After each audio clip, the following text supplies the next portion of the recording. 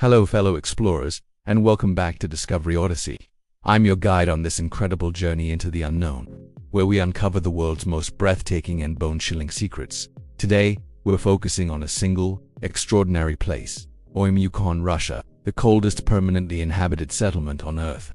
In a world where climate change is reshaping our planet, Oymyakon stands as a frozen frontier, a place where survival demands ingenuity, tradition, and an unyielding spirit. We'll dive deep into every aspect of life here, from the geography that traps the cold like a vice, to the daily routines that revolve around battling sub-zero temperatures, the hearty meals that fuel bodies against the freeze, the challenges of travel in this isolated outpost, and the remarkable adaptations, both cultural and biological, that allow humans to thrive where most would perish. This isn't a quick overview. It's an immersive exploration, drawing from historical accounts, personal stories, scientific insights, and the raw realities of Siberian existence.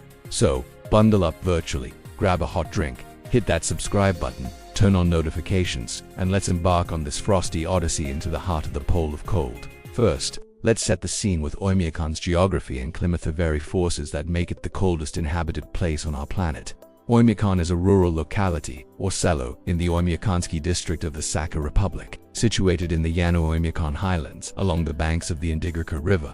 It's about 30 kilometers northwest of the nearby settlement of Tomta, connected by the infamous Kolyma Highway, a road steeped in tragic history. The village sits at an elevation of approximately 745 meters, 2,444 feet above sea level, in a valley that acts like a natural cold trap. Surrounding mountains rise to about 1,100 meters, 3,600 feet, funneling frigid air down into the lowlands where it cools and intensifies.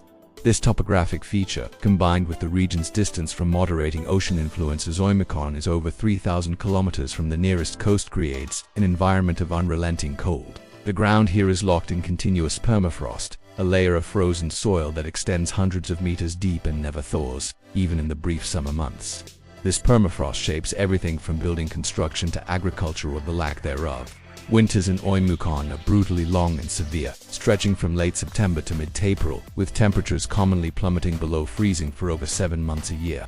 January, the coldest month, sees average lows around -50 degrees Celsius, -58 degrees Fahrenheit, and it's not uncommon for the mercury to dip below -60 degrees Celsius, -76 degrees Fahrenheit on multiple days.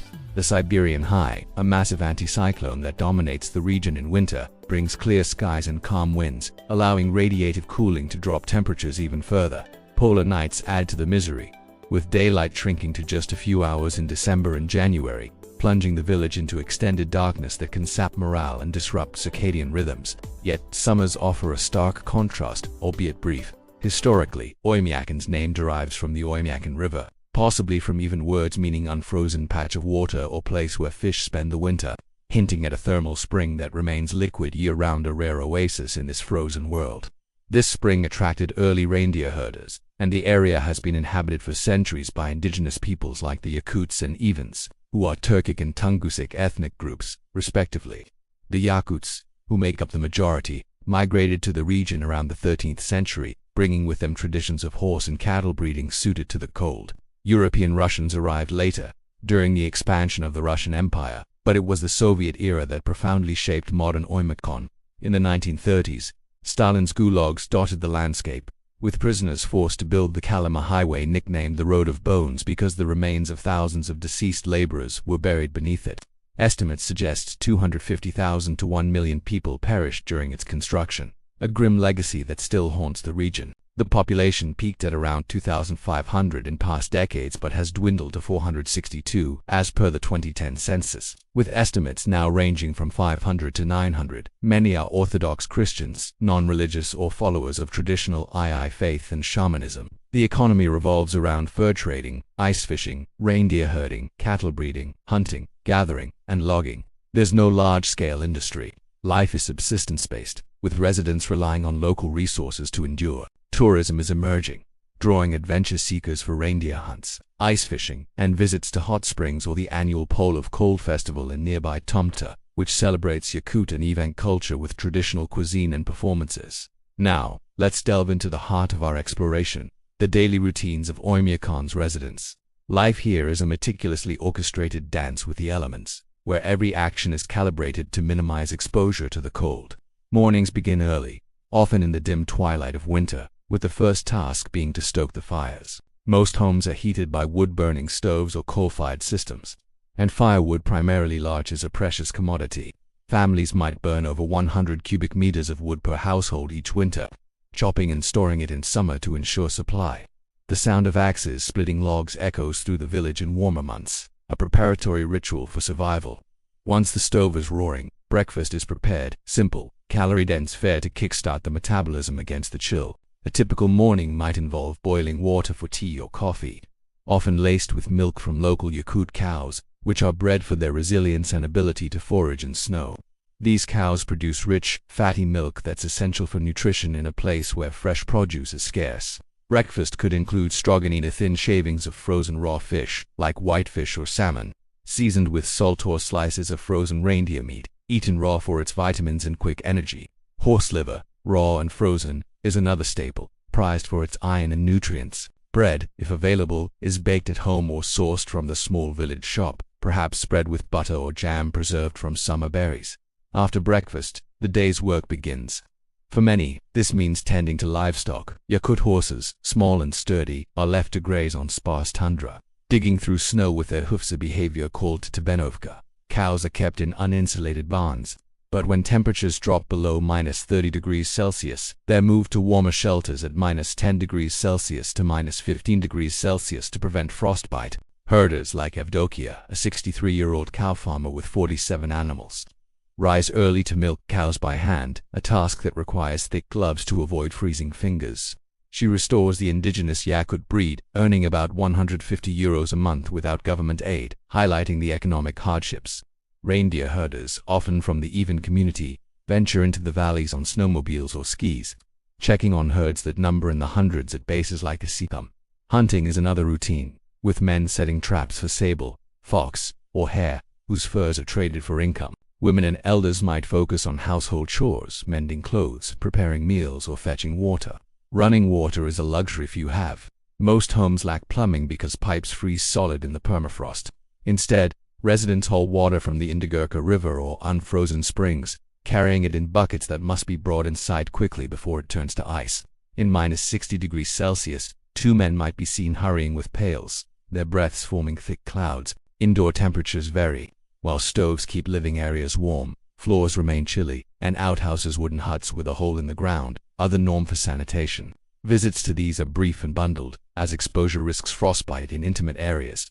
Midday brings a break for lunch, often the heartiest meal. A common dish is salamat, a porridge made from flour, butter, and milk, or indigestible but calorie-packed horse blood ice cubes mixed with macaroni. Reindeer stew, slow-cooked over the stove, provides warmth and sustenance, flavored with whatever herbs or onions can be stored. Fish, caught through ice holes in the frozen river, is a mainstay. Perch, pike, or sturgeon, eaten fresh, frozen, or smoked. Vegetables are rare.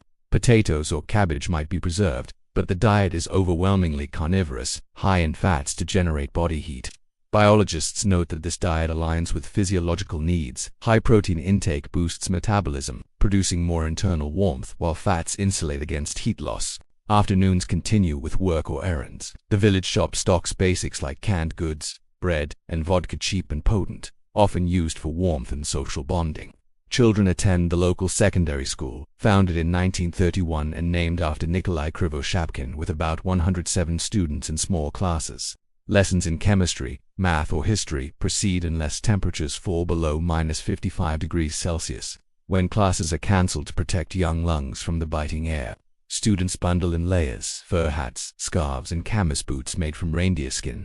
After school, kids might play briefly outdoors, but playtime is short. Indoor activities like reading or games dominate. Evenings wind down with dinner, similar to lunch but perhaps lighter, more fish or meat, washed down with tea. Families gather around the stove for warmth and stories, sharing tales of ancestors or shamanic legends.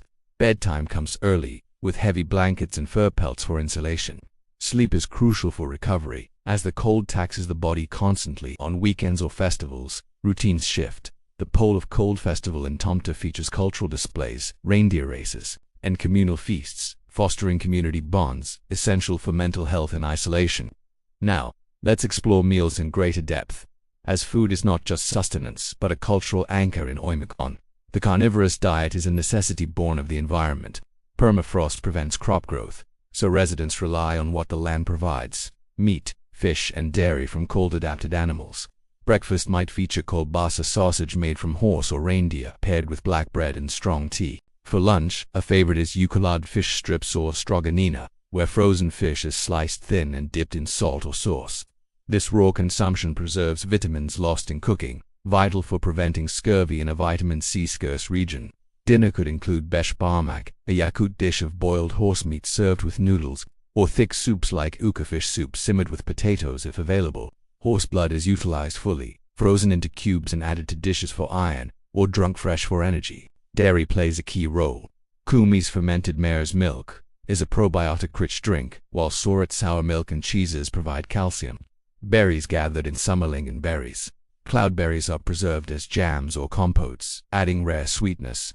Vodka, distilled locally or imported, is consumed moderately for its warming effect, though excess is risky in the cold. Nutritionally, this diet is high-calorie, up to 4,000 to 5,000 calories daily to combat heat loss. Biologists explain that Yakuts have evolved higher basal metabolic rates, burning more energy at rest to generate heat. Fat layers act as insulation, and the diet's omega-3s south from fish support heart health against stress. Challenges include limited variety, leading to potential deficiencies, mitigated by supplements or traded goods. Meals are communal, strengthening social ties. Families eat together, sharing stories that pass down survival knowledge.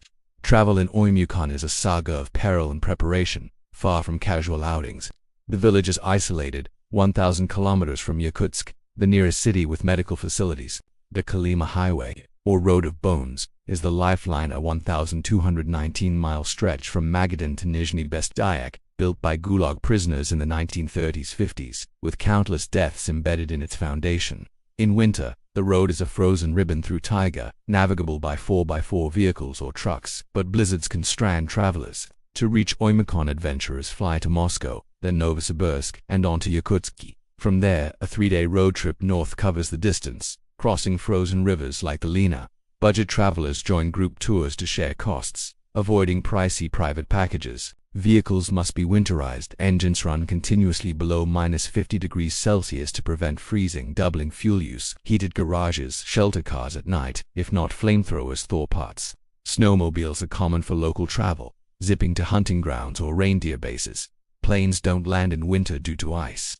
Summer brings occasional flights. Challenges abound. Breakdowns are deadly without gear, as temperatures kill quickly. Coal trucks from mines stop 60 miles out if engines fail. Tourists prepare with layers fleece, Valenki boots, fur hats, and mental fortitude. Upon arrival, a government certificate marks the temperature, a badge for extreme travelers. Within the village, walking is limited. Quick dashes between buildings sufficed, with paths cleared collectively. Adaptations to the cold are multifaceted, blending tradition, technology, and biology. Culturally, Yakuts wear deerskin coats, camos boots, and fur hats, layering for insulation. Homes are built on stilts above permafrost, with thick walls and small windows to retain heat. Saunas or banyas provide relief steam rooms for bathing and relaxation, as plumbing freezes. Portable saunas in guest houses offer modern twists. Biologically, generations in the cold have selected for traits like compact builds for heat retention, increased brown fat for thermogenesis, and efficient vasodilation to protect extremities. Acclimatization boosts metabolism, and habitual exposure toughens residents. Psychologically, community support combats isolation. Festivals and shamanic rituals foster resilience. Personal stories illuminate this life. Evdokia farms cows resiliently. Galia 75. Skis marathons, heating with wood. Meteorologist Nina tracks temperatures since 1976, noting warming trends. Winters milder at -54°C. Summers hotter at 35°C, linked to deforestation. Valerie documents climate change, while Tamara hosts tourists with saunas. Even herders maintain traditions despite Soviet disruptions.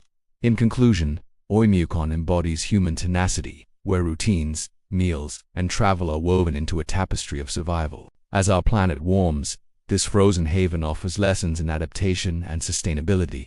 There you have it. Explores the deep dive into Oymyakon. Which aspect fascinates you most?